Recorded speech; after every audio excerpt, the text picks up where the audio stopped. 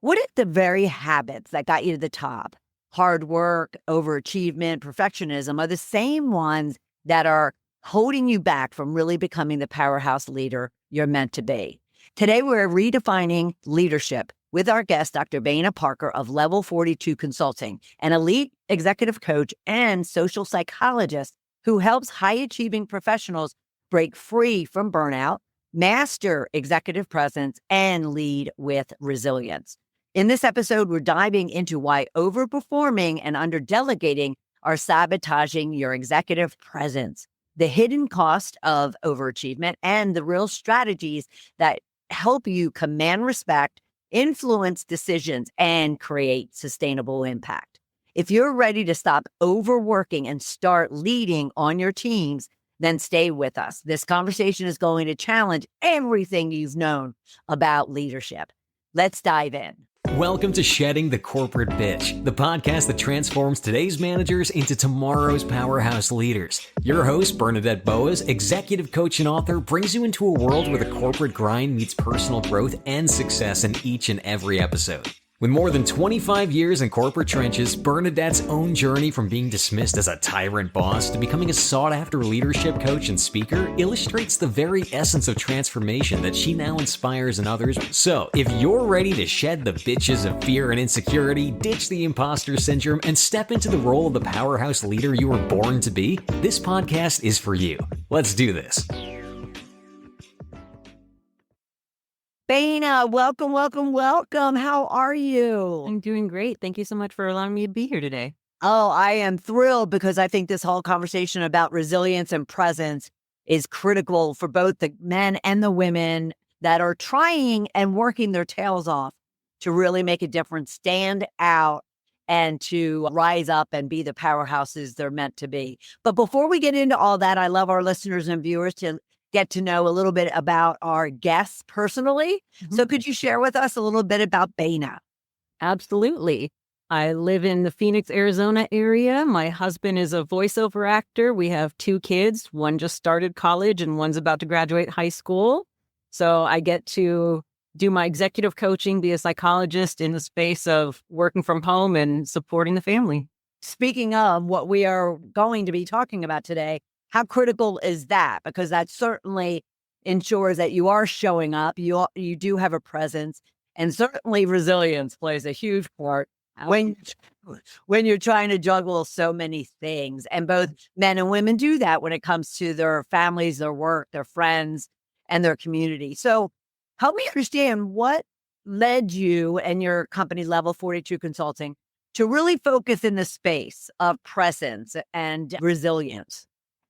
I started studying leadership when I was 14. I went to my first leadership training seminar when I was an officer in the marching band in high school. And so they took the officers to a leadership training. And at that point, I was just fascinated by this idea that, in this leadership space, you could study it and you could learn and you could be better at it.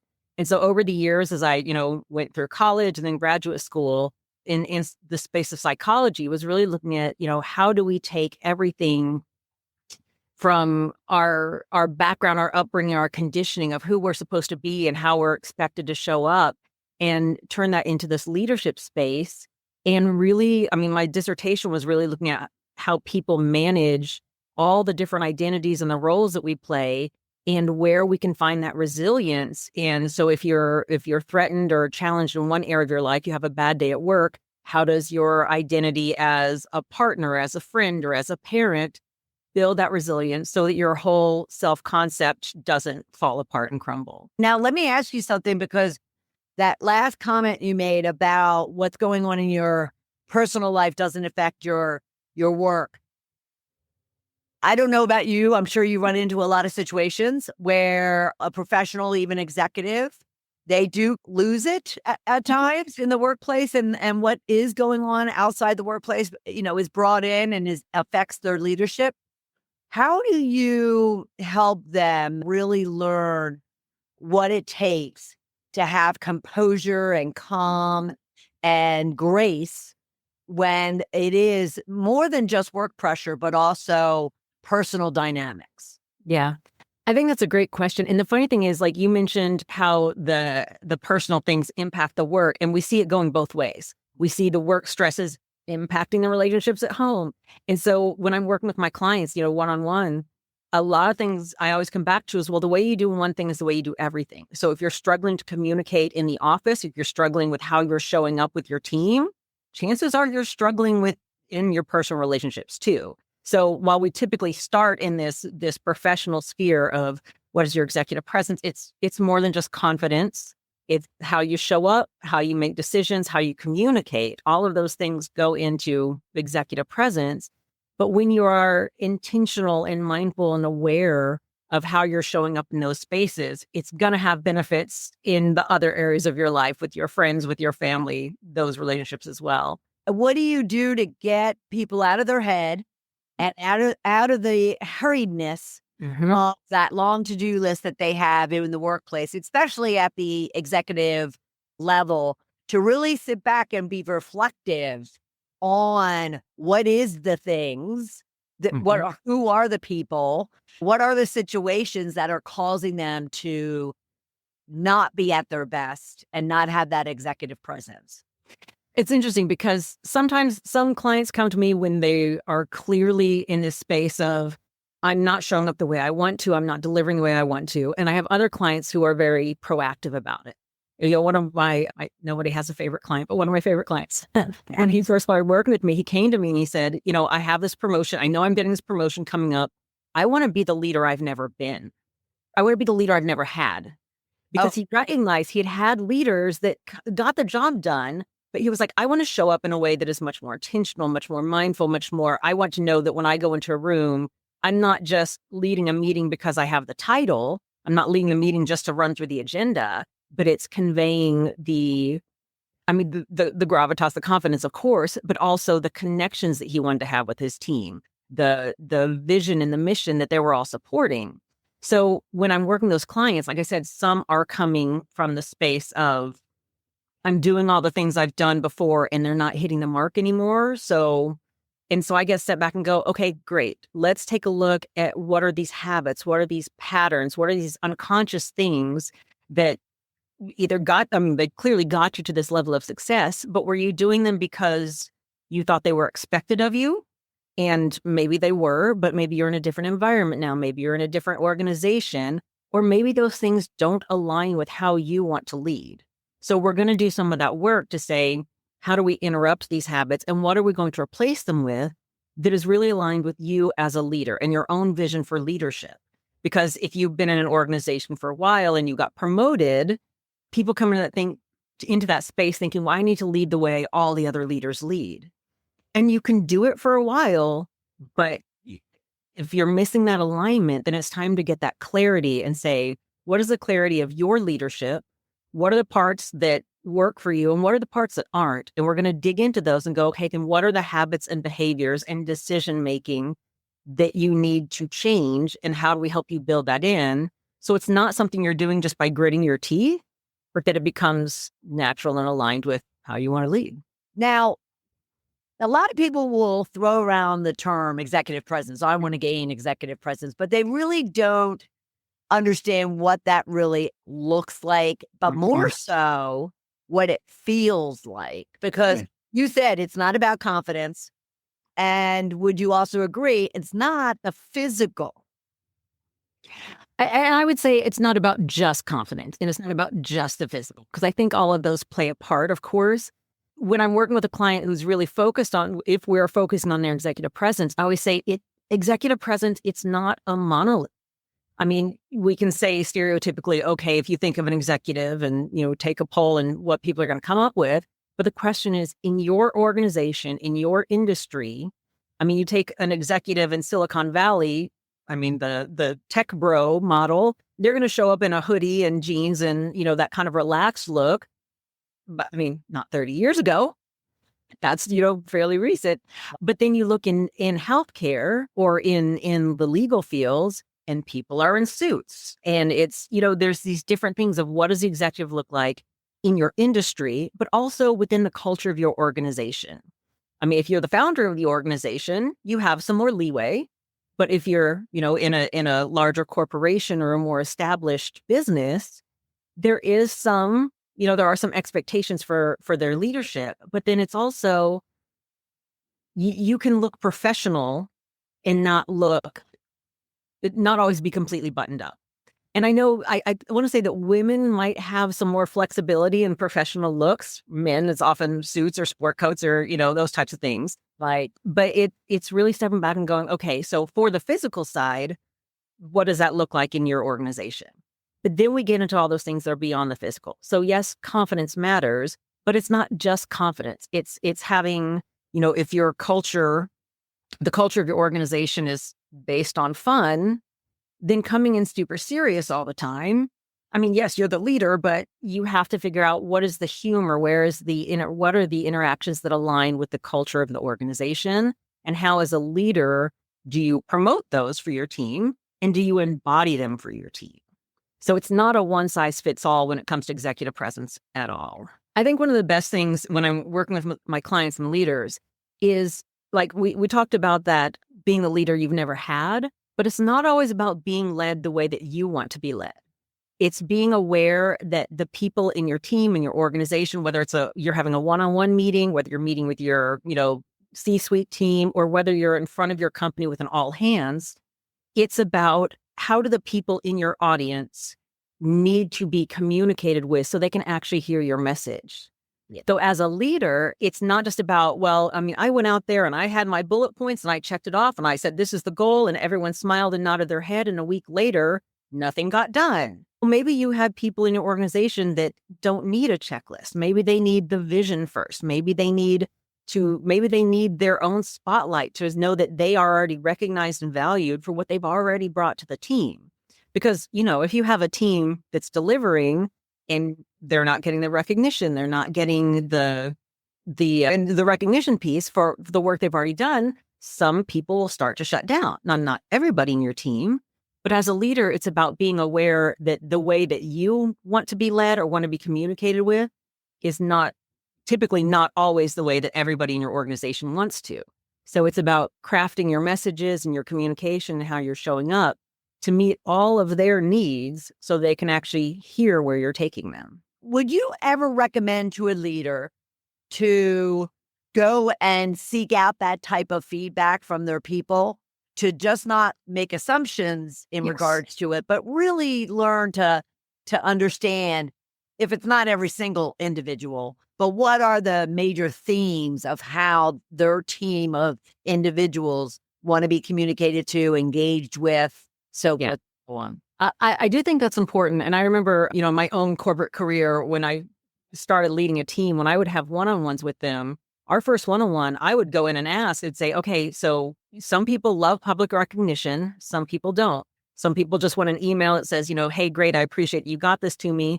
Other people want to be called out and said, hey, this person's really shining, so that recognition piece can be very different. I would always ask, what is your best, because I would come in with my own expectations for, how we're going to communicate. And at the same time, I want to say, well, this is what works for me. Where does this feel like a really heavy lift for you? Because I've worked in organizations where end of day Friday, everybody's supposed to email something to the leader of, this is what I did this week. But if you're busy and you're getting things done, who wants to stop at the end of the day and be like, and now I'm going to do a check? No, you have momentum. And, I could see that clash for different people. So I think as a leader going in, and clearly if you're leading an entire organization, you're not going to ask everybody individually, but having those people with different perspectives, once you've asked a handful of people, you'll know, okay, some people, we all know those people that you work with that they'll come into your office and ask about your weekend. And you're like, why are you interrupting me? And you go, oh, this person's asking about my weekend and my family because that matters to them. So they need connection. And now I know before I go ask this person for a deliverable, I'm going to say, well, how was your kid's soccer game? Did you go to this event with your friends that I heard about? Because once that connection is met, I know that they feel seen. And so recognizing that there are some people, if you go in and ask them about their weekend, as a leader, they're like, I don't have to share this with you. That's private. I'm not bringing that to work. And you go, okay, I don't want to cross that line either. Yeah. Having those conversations one-on-one gives you an idea of where people have their different preferences so that, I mean, you're not going to be able to tailor every conversation, but it's about how do you hit all of those marks when you're communicating with a group. But with those people that you do meet with one-on-one or in smaller organizations, the smaller groups, you know kind of who needs what to be able to get to the meat of where you're trying to lead them. And no one ever said leadership is easy. No. So you better be careful what you ask for when you want to. What could be the people who really want, I mean, I think there are people who absolutely want to get into leadership for all the right reasons. And there are other people who sit back and they go, oh, that person over there has the fancy office and they get all the money and they're not even here all the time. And I'm like, do you know how much they're working when they're not here? They're not here because they're meeting with funders or with donors or with da-da-da-da-da-da-da. And they've sacrificed a lot to get. So yeah, Right. leadership looks great from the outside. And from the inside, it can still be great. And it's a lot of work. Absolutely. Well, more importantly, meeting people's needs, humans' needs, is challenging and it's tiring and it's you have to be invested and you have to want the best for people, correct? Yes. And I think that's one of the biggest things is, when I'm working with clients, they may come in and go, oh, well, I want to take my executive presence to the next level. And I will always come back and say, absolutely, you're here, you're in this position, you care about your organization, you care about, the mission that you're working towards. And, you have to put on your own mask first. So where are your boundaries? You might show up. I mean, we talk about perfectionism all the time, but perfectionism is just another form of self-sabotage.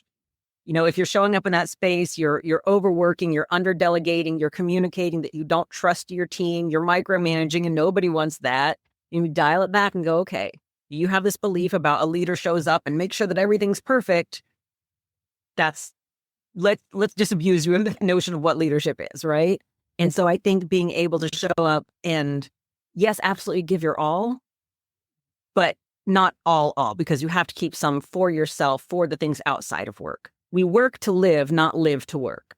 Love that. Because it's so true. It's Yeah. so true. But let's get into perfectionism a bit more because you threw out a bunch of things that trigger people, managing and, so let's break that down a little bit more. What does a perfectionist look like as a leader? A lot of leaders are perfectionists, and a lot of perfectionists become leaders because they like to step into that space and kind of have control over making sure that everything's perfect and polished, right? And in small bursts and small amounts, okay, that's great. But over time, being a perfectionist leader, like I said, you tend to overwork because you don't want anything out of your control. Yes, this person you might delegate some pieces of the work, but then you're still going to spend the time going over everything with a fine-tooth comb. I mean, honestly, the people who stay in graduate school forever because they keep rewriting one chapter. And eventually you have to go, you're never going to make everybody perfectly happy all the time. You have to figure out what is the appropriate success isn't always 100%. Yeah. There are moments in business and honestly in personal life where you go, solid B+ is good for now. Like this does not have to be A+ work. And I mean, again, for my time working in corporate tech, this phrase of the minimum viable product. What is our MVP right now that we can get out and delivered so that then we can get feedback on it and we can get people's perspective on what else is needed and how do we tweak it. But if you wait for everything to be perfect, you're never going to launch. Mm-hmm. Like I said, so that leads to that overworking and under-delegating. But if you've hired, as a leader, if you've hired a team or you've inherited a team and you're developing them, they have to know that you believe in their abilities and skills too. So if you're not giving them anything to prove themselves, they're not getting the practice, they're not getting the experience. And again, you're getting burned out. Right. Yeah. And so it's about how do you let go of this idea of, well, as the leader, I'm responsible. So everything has to be perfect because it all reflects on me, and going, well, I'm going to delegate. And yes, if something goes wrong, it may not be my fault, but it's still my job to fix it. So I'm still going to figure out how do we make this better. Right.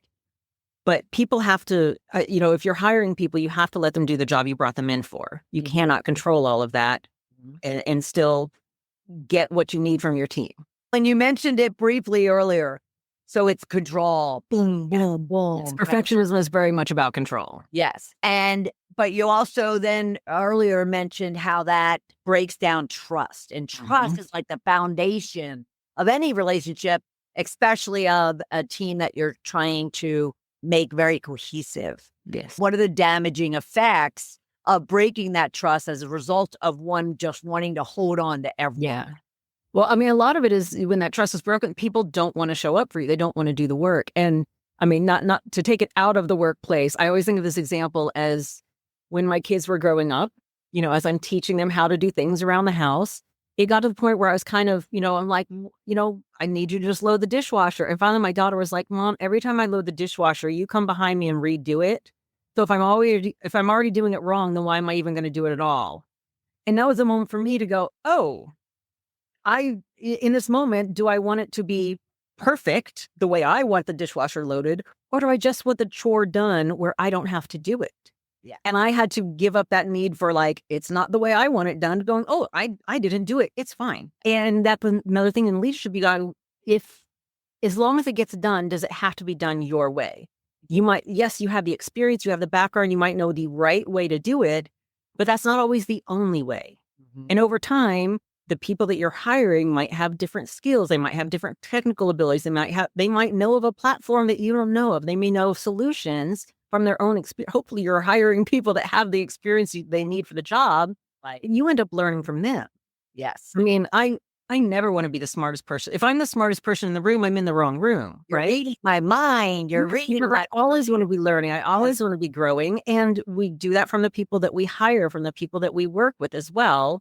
Let them lead, let them make mistakes, let them do the things you brought them in to do. And yes, if you see somebody, driving the truck into oncoming traffic, that use their experience and let them test things out and go, hey, that actually works better than the way I used to do it. Well, you mentioned that you have children. I do not, but what I witness, with parents is just you have to let them fly. You have to just let them go and trust. Even when they're climbing up this huge ladder, to get down a slide and you're just sitting there cringing, you just have to trust in them and you'll be there to pick up the pieces. Exactly. And that applies exactly to a leader. Wouldn't you agree? Yeah. And I think that's one of the best things about leadership is getting to be that safety net for your team.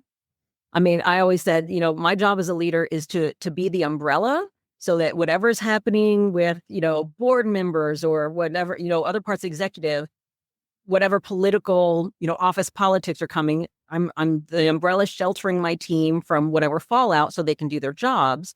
And I'm also the foundation. I'm here to make sure you have the tools, the training, the resources, the support that you can build your own experience and expertise on. And this space here is where we're going to deliver what our team's supposed to deliver. And you're going to get to show up as your best self. And my goal is to help you grow to get to whatever your next level is. And beyond what we talked about, what do you find to be the biggest challenge for leaders, and I'll actually call them managers, to not allow themselves to be that type of leader? What is holding them back? I think so much of the time it's really working towards a definition of success that's not necessarily yours.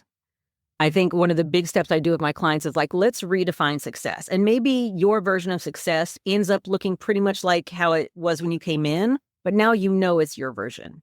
Because so much of the time, you go to school, you get the degree, you get the job, you start the family, you get the promotion, you do all these things, and you're very successful. On paper, I mean, you've got the fancy office, the fancy car, the big paycheck. And, I work with leaders that go, I can do all these things. And where's that fulfillment? Where's that passion I had when I started? And I go, okay, but, this is what success looks like on paper or in day to day. But what is your success? And they go, well, I really want to write this book, or I really want to travel more. I go, okay, cool. How do we work that in? And some people know what the thing is that they're missing, but there's all these fears and concerns of, at this level of success, I have too many people counting on me. I can't go do what feels fulfilling for me. And we're going to work through that. And other people don't know. They don't know what it is. They go, something's just not right. And we go, well, let's figure out what success means. And how do we align this with your own personal values so that because you love your work and, if you're good at it and you get recognized for it, that's not necessarily something you want to walk away from. I mean, we all love a good self-esteem pat and you don't have to, but it's also, you don't have to live by somebody else's rules all the time. There are moments you do, of course, in some organizations or in some industries, there's compliance, there's regulations. Yes, you have to check those boxes. But for the area where you have some leeway, how do we make sure that your role as a leader and as a human is aligned with what you actually want for your life? And you said earlier about you shouldn't be operating against someone else's expectations. Right. It's your definition of success, as you just said. And what is it that you want to achieve and accomplish? I absolutely love that. So if you had one takeaway for them to actually walk away from here and start putting something into action, what would that be? I would say definitely redefine success for yourself. Sit down and think through and recognize that what success looked like when you started, what you thought success was going to be, and what you want or need success to be now. It's okay if those are different. Hopefully we're growing and changing over time. So, some core values stay the same throughout life and other values shift through different periods of life. So in this moment, what are the values that matter the most to you? And then how are you able to show up as a leader to achieve those goals for yourself? So redefining success and stop overworking. Recognize that, you have people around you. Ask for help. Trust the people you've hired or you've brought in your organization and delegate. And on your second point about overworking, that's also creating boundaries, recognize the boundaries that you have. And if you don't have any, would you say to define them and live by them? What? Yeah, it is funny because I have a client when we start working together, figuring out when we were going to meet. And she's like, I have no meeting Thursdays. Thursdays are days of no meetings or days for me to work. So the perfect days for her and I to connect. And every time we meet, I'm like, okay, so we're meeting Thursday afternoon. She's like, I had 2 meetings today. I'm like, yeah, you said the boundary, but you didn't stick with it. So we're going to practice this. It's a habit. It's a skill. It's practice. Well, because it's also being true to yourself. Yes. Making sure that if that's a boundary that one defines, then say no. Do you get a lot of issues with those individuals that just aren't comfortable saying no? Yes. It's hard to say no because everybody, we all want to be liked to some extent. And if you're the person, you're like, I'm the go-to. People know I'm the problem solver. And it's great to be the problem solver. It's great to be the person that comes in with the solutions. But then if everybody's coming to you, the things that matter to you, you're putting out everybody else's fires. So I often give people this example of if somebody's asking you to do something and it's something that you feel is worth your time, but you don't have the bandwidth right now, you can simply say, I'm focused on this priority right now. Can we revisit this in a week?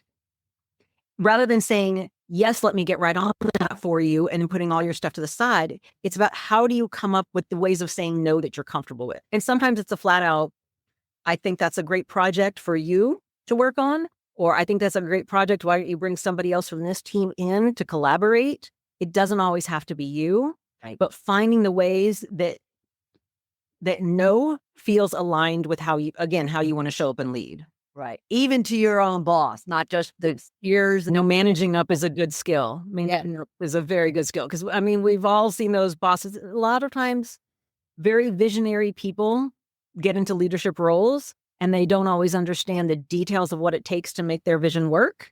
Right. And so as one of those detailed problem solver people, if your boss is coming to you with this and then I need this and it feels like they're chasing these squirrels, eventually, one of the skills is coming in and saying, wait, this is a list of things I'm working on.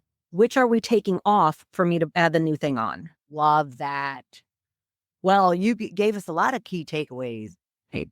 And they could just pick one even to just get started, right? Baby steps. Every baby step is still a step in the right direction. If you try to eat the whole elephant at once, it's not going to go well. Thank you so much for your time.